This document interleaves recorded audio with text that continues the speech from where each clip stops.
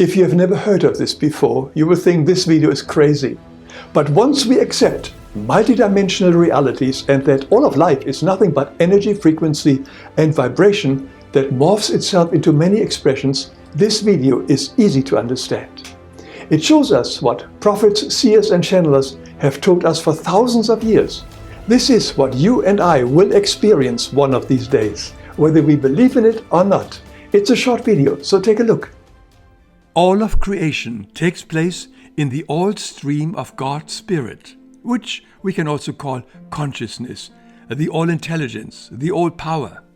In this seven-dimensional reality, God's Spirit or light ether morphs itself from the central sun into a multitude of phenomena, like planets, stars and galaxies, all populated by countless life forms and perfect radiant spirit beings, eternally evolving, expanding into infinity. Everything is love, created by the spirit of love and eternally born in the now, which knows no past and future.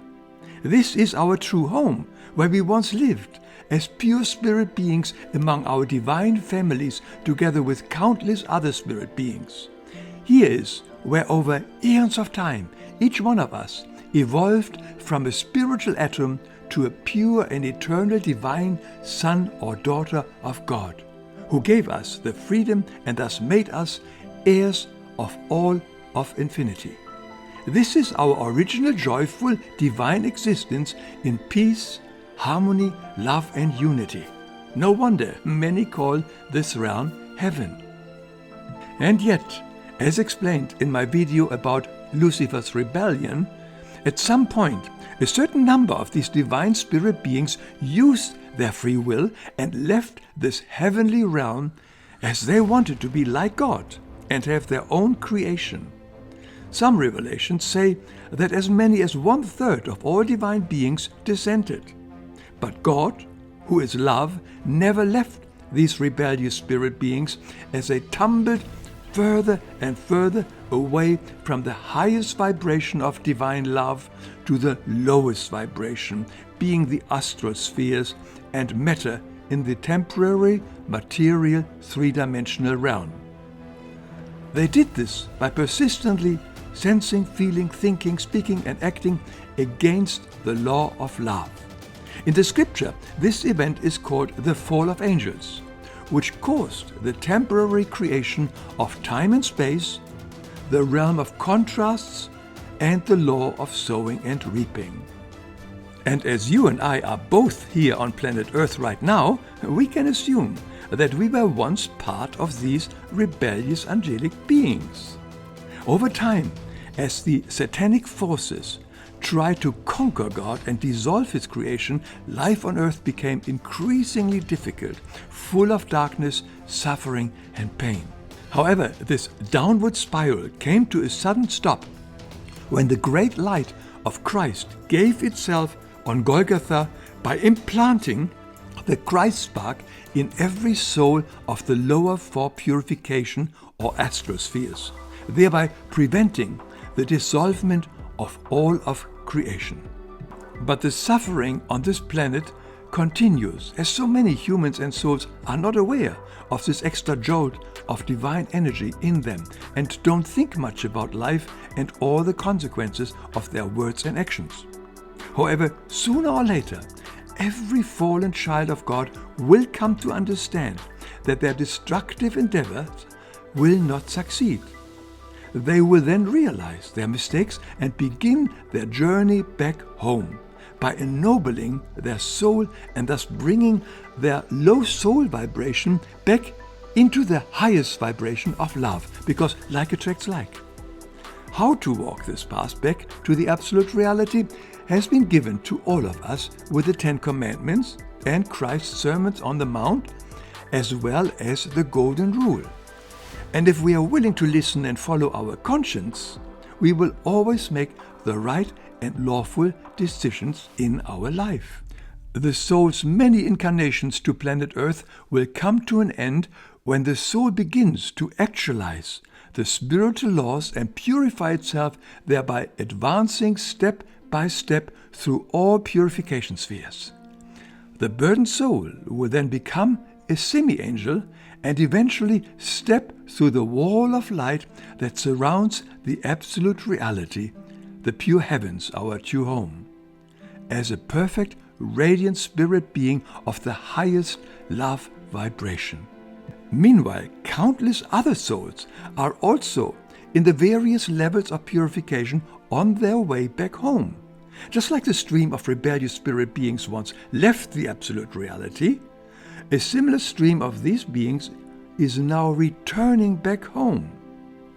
When all fallen beings have finally returned home, it will be the end of the fall event, and with it the end of time and space, and cause and effect, also called karma, as these distortions do not exist in the realms of light. We have to remember that only a certain number of angelic beings rebelled and once left the absolute reality. The vast majority of divine beings, however, stayed behind in these heavenly realms. They are our wonderful divine families who have been waiting for us to come back home. In many cases, we may finally be reunited with our dual, who is our spirit partner, the one many call soulmate here on earth.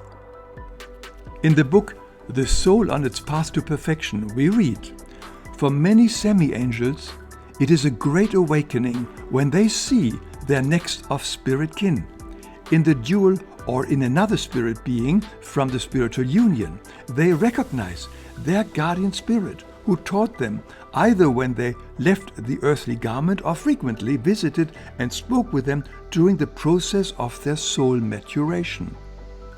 Christ continues, "My children, the joy is indescribably great. For at the latest, in the state of perfection, the spiritual family members, or the dual, are no longer strangers to the spirit being, because everything that was covered up for the earth and through the burdens is now fully blossomed again." And it's not only our spiritual family that is waiting for us. Even our homes that we left behind are still there. The many mansions we read about in John 14, verse 2. Christ says, "The motto for every soul should be to be home in eternity. Your eternal dwelling places are home in the eternal kingdom. There, houses are conceived from the primordial substance which have long been uninhabited." So this is an indescribable, joyful homecoming we can all look forward to. A very similar event on a much, much smaller scale takes place for many of us every time we are leaving our earthly incarnation as a human being behind, meaning when we die. Many of us are then also greeted by souls who warmly welcome us in the purification spheres. It is a joyful event of reunion, as many of them have played the part of our partners, our children, our parents and friends during our many lifetimes here on earth. We are very close to them, but they are not necessarily our true spirit family from where we once came. That family, our true spirit family, we will meet when we have walked back the path of purification and stepped through the wall of light into heaven again and continue living with them in the realm of peace, love and harmony. I know this is a lot to take in, particularly for those who have never heard of this before. Let me emphasize again that I have no desire to convince anybody about these spiritual truths. I merely offer them here. And it's up to everyone whether they wish to believe this or not.